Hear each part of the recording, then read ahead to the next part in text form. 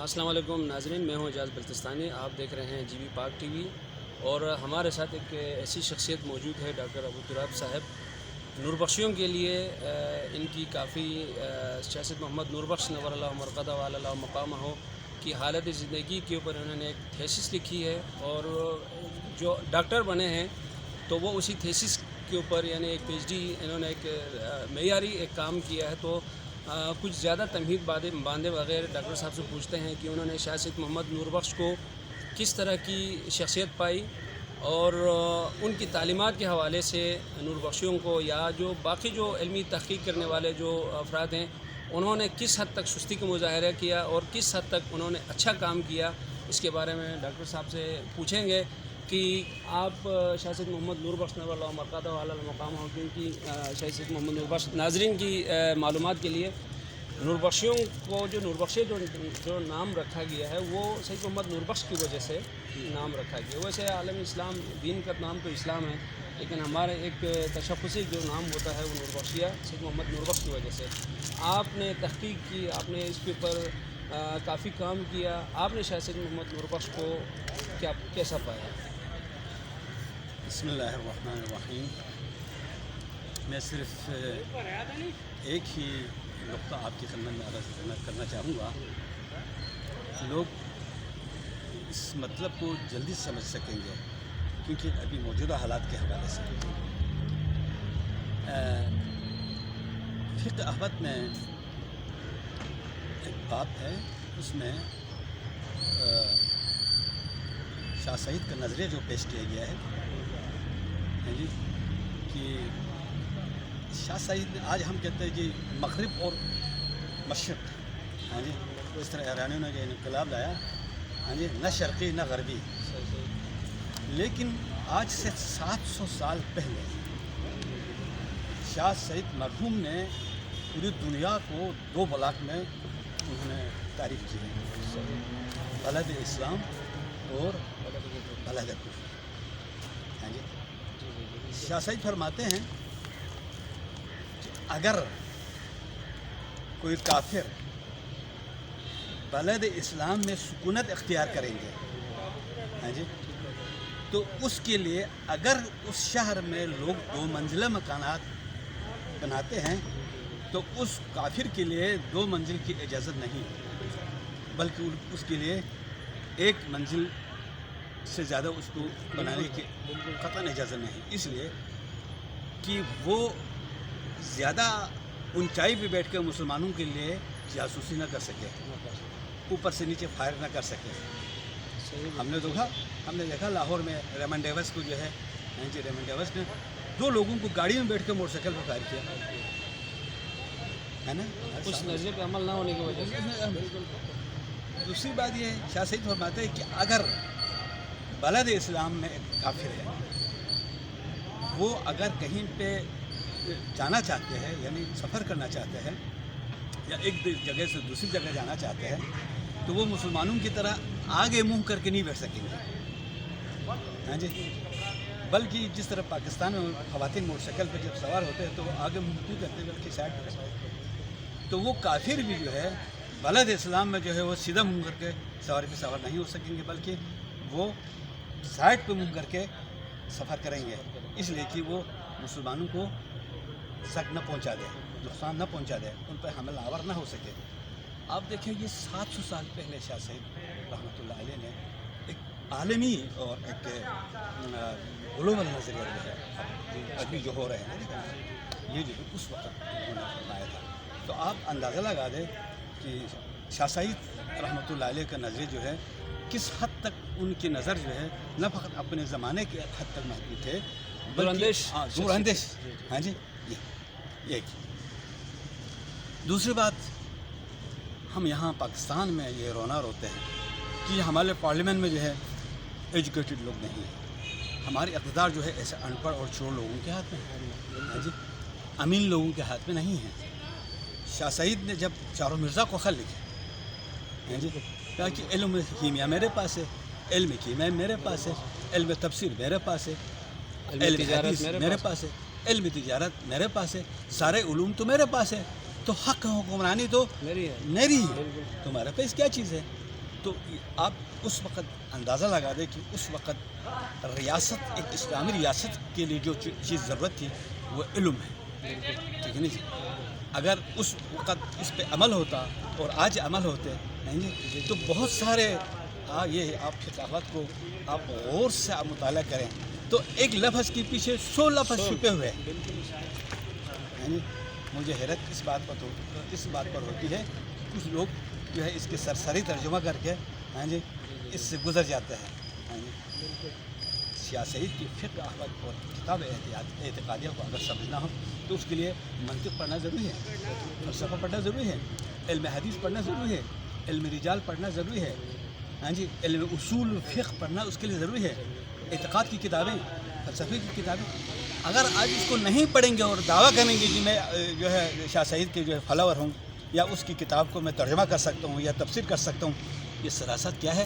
بددیانتی اور خیانت ہے. میں آپ کو عرض کروں اگر کوئی حال لگانا چاہے شاہ سعید رحمۃ اللہ علیہ کی، اس کو یعنی طالب علم بننا بہت ضروری ہے. فقہ، منطق، فلسفہ، فنون کے جو علوم ہیں یعنی اس زمانے میں شاہ سعید جو ہے وہ مجتہد عالم تھے، ٹھیک ہے نا جی. یعنی وہ مرجع عالم تھے اس زمانے میں. آپ کو پتہ ہے کہ کردستان میں ان کے نام پہ سکہ چلتا تھا، ٹھیک ہے نا جی. بدقسمتی سے ہمارے جو علاقے میں جو اسلام کا جو نور پھیلا، ٹھیک ہے نا جی، جن علمی انداز میں تو جو چیز آج ہمارے پاس جو ہے ایک عملی شکل میں جو موجود ہے ان کے آثار، وہ فرقین البخشیہ ہے. جی میں نے اپنے تھیسس میں یہ لکھا ہے کہ یہ پرامن ترین خطہ جو ہے شاہ سعید کے فالوور ہے.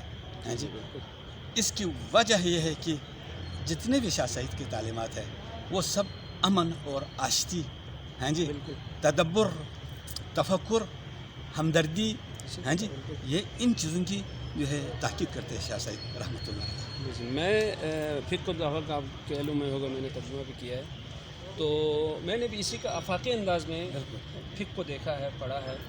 اور وہاں پہ میں ایک جملہ دیکھتا ہوں فقہ واریت کے حوالے سے کہ شاہ سید محمد نوربخش فرماتے ہیں کہ جو میرے نزدیک مسلمان وہ ہے من یصلی متوجہا الی القبلہ، یعنی جو شخص قبلے کی طرف منہ کر کے نماز پڑھتا ہے وہ میری نظر میں مسلمان ہے.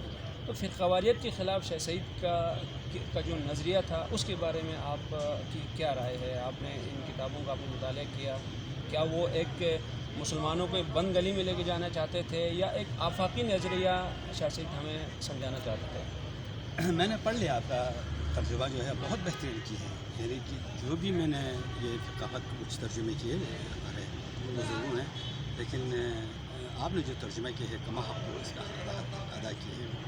تو جہاں تک شاہ سعید رحمۃ اللہ علیہ کی جو نظریہ ہے اس کا، ایک تو اعتقادی نظریہ ہے، ایک فقہی نظریہ ہے جی، ایک فلسفی نظریہ ہے. جس طرح آپ یوں فرمائے کہ جس طرح ایک فلسفی اور ایک عرفانی نظریہ ہے، جس طرح عوالم خمسہ کا جو ہے کس بہترین انداز میں جو ہے شاہ سعید نے اس کی ڈیفینیشن کی ہے جی. آپ اس میں عوالم خمسہ کی جو ہے آپ اس دنیا میں جائیں گے تو آپ نہیں چاہتے کہ آپ ادھر سے نکل آئے ہیں جی. تو میں میں نے لکھا ہے کہ میرے تھیسس میں جو ہے شاہ سعید کے جو ہے سیاسی نظریات، شاہ سعید کے ادبی نظریات، شاہ سعید کے عرفانی نظریات، ان سب پہ میں نے بحث کی ہے ہاں جی. لیکن جو آفاقی جو ان کے نظریات ہیں، ٹھیک ہے نا جی، وہ صرف ہمیں ان کی مختلف جو کتب ہیں ان کا وسیع مطالعہ کرنے کے بعد ہم اس نتیجے پہ پہنچ سکتے ہیں کہ شاہ سعید کا جو ہے وہ آفاقی جو ہے ہاں جس طرح ہے وہ جو ہے کہاں تک ہے. لیکن جہاں تک مجھے فقہ احمد کے حوالے سے آپ دیکھیں گے تو فقہ احمد میں جتنے بھی مسائل بیان ہوئے ہیں وہ صرف ایک زمانے تک محدود نہیں ہیں ہیں جی، یا ایک فرقے تک بھی محدود نہیں ہیں جی. وہاں پہ کوئی وہ فرقے کا نام ہی نہیں لیتے، ٹھیک ہے نا جی. کہیں پر میں نے کئی دفعہ دوستوں سے کہا کہ آپ دیکھیں ابھی اس وقت ہمارے ملک میں جو ہے، ہمارے ملک اس نتیجے پہ پہنچے ہے جی، ہمیں کوئی تصوف کا ایسا جو ہے تعلیمات ملے جس پر شیعہ اور اہل سنت دونوں اس پہ اتفاق ہو جائے. علامہ صاحب تو میں نے بہت سارے محافل میں نے تجویز دی، بہت سارے جگہوں پہ دوستوں کے ساتھ میں نے یہ بات شیئر کی. تو نور بخشوں سے زیادہ یعنی شاہ سعید کی تعلیمات سے زیادہ ہم ہاں جی اس سے متین اور وسیع اور فصیح اور بلیغ انداز میں جو نظریات بیان ہوئے ہیں ہاں جی جی تو یہ اس کے علاوہ ہمیں کہیں نہیں ملتی. اور ہمارے ملک میں جو ہے جو ہمارے جو نور بخشیہ برادری ہے ان کے تعلیمات شاہ سعید کی تعلیمات جو ہے وہ اس ملک کے لیے اس وقت بہت اہم ہے. لیکن افسوس ہم شاہ سعید کی جو مختلف نظریات ہے اس کو ہم سب مل کے آگے بڑھانے کے بجائے ہاں جی دنیا والوں کو یہ بتانے کی بجائے جی ہمارے شاہ سعید نے اس معاملے میں ہاں جی اس ٹاپک پہ یا اس موضوع پہ یہ بات ہاں جی کیا اس کو کرنے کی بجائے ہم کیا افسوس کے ساتھ ہم اسی میں جو ہے کم و بیش کرنے میں ہاں جی کٹ کوٹ کرنے میں جو ہے ہم لگے ہوئے ہیں. ہماری دعا ہے کہ ہمیں اس جو ہے اس آفاقی شخصیت کی جو حمایت اللہ تعالیٰ جو ہے ہمیں دیں اور ہمیں جو ہے ان کی جو تعلیمات ہیں ان کی جو نظریات ہیں اور ان کی جو اہداف ہے جی دیکھنا آپ شاہ سعید جو ہے اس زمانے میں ایک حکومت اسلامی جو ہے اس کی تاسیس چاہتے تھے. آج جو ہے ہم نظام مصطفیٰ کی بات نہیں کرتے. آج ایران میں جو ہے نظام ولایت فقیہ نہیں ہے. یہی بات 700 سال پہلے شاہ سعید میں تھا. آپ اندازہ لگا دیں. آپ کا ان کی جو ہے بہت بہت شکریہ. جو کسی دن آپ سے ہم تفصیلی انٹرویو کریں گے اس معاملے پر جی بی پاک ٹی وی کے ناظرین کے لیے. ڈاکٹر صاحب نے آپ کو کافی اہم ترین باتیں کی. سب سے جو ان ساری باتوں کا لباب یہ ہے کہ شاہ سید محمد نور بخش کو ہمیں سمجھنے کی ضرورت ہے. ان کی تعلیمات کا بغور مطالعہ کرنے کی ضرورت ہے تاکہ انہوں نے جو آفاقی جو نظریہ پیش کیا ہے اس کے بارے میں ہمیں آگاہی حاصل ہو. اور جو سب سے اچھی بات جو ڈاکٹر صاحب نے بتائی وہ یہ ہے کہ شاہ سید محمد نور بخش کی تعلیمات میں وہ صلاحیت موجود ہے، وہ درمیانی راستہ موجود ہے، وہ راہ اعتدال موجود ہے جس پہ اگر تمام مسلمان فرقوں کو جمع کر لیا جائے تو ان کی جو تعلیمات ہیں فقہ الہوت کی صورت میں، اصول اعتقادیت کی صورت میں، اس کے اوپر عمل کر کے ہم ایک قوم ایک فرقے میں یعنی ایک مسلمان جو اسلام دین اسلام کے اوپر ہم یکجا ہو سکتے ہیں، جمع ہو سکتے ہیں. ان کی تعلیمات مرکز اجتماع قرار دے سکتے ہیں ہم اگر چاہیں تو. مسلمانوں کو اگر ایک پلیٹ فارم پہ اگر آنا ہے تو شاہ سید محمد نور بخش کی تعلیمات پر عمل کیا جائے